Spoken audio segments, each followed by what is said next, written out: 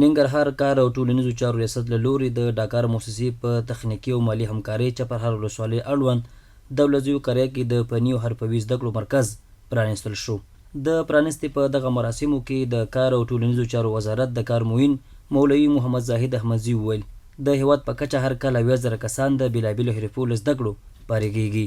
احمدزي دغه راز وویل اوس مهال د کاري فرصتونو فني او حرفوي زده کړو او یو شمېر نورو برخو کې هیواد ته راستنېدونکو کډوالو ته پاملرنه زیاته شوې ده.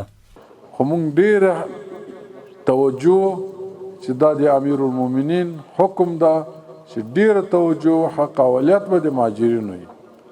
هر ځای چې مهاجرین راغلي موږ مؤسساتو ته هم دغه وایو، خپل هغه خپل وسه حتی الوسه په کوشش کوو چې دوی ته زمینه د کار برابره کړو. هغه مهاجرین چې هغه مسلکي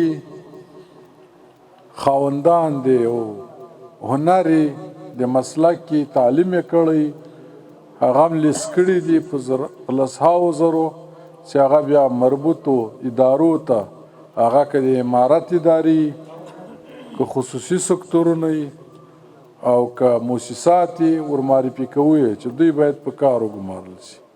د ننګرهار کار او ټولنیزو چارو رئیس مولوي فرید الله حقانی وایي دا مرکز د ډاکار موسسې په تخنیکي او مالي همکارۍ پرانیستل شو چې په دریو بېلابېلو حرفو کې به ځوانانو ته روزنه ورکول کیږي. چې دا درې حرفې په دې کې د رکشې ترمیم حرفه ده، همدارنګه د سولر دی، همدارنګه انویټر حرفه ده چې دوی په دې کې به انشاءالله شپږ میاشتې یا اووه میاشتې انشاءالله دې کې به خپل زده کړې ترسره کوي.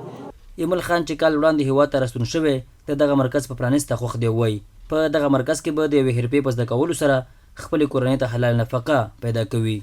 او د ډاکار موسسې څخه ډېر منندوی یو چې موږ ته د کار زمینه مساعده کړه او په ډېر کم وخت کې مې ډېر څه زده کړل او په آینده کې زه غواړم چې ډېر څه زده کړم او د خپلې کورنۍ دپاره حلال رزق وګټم.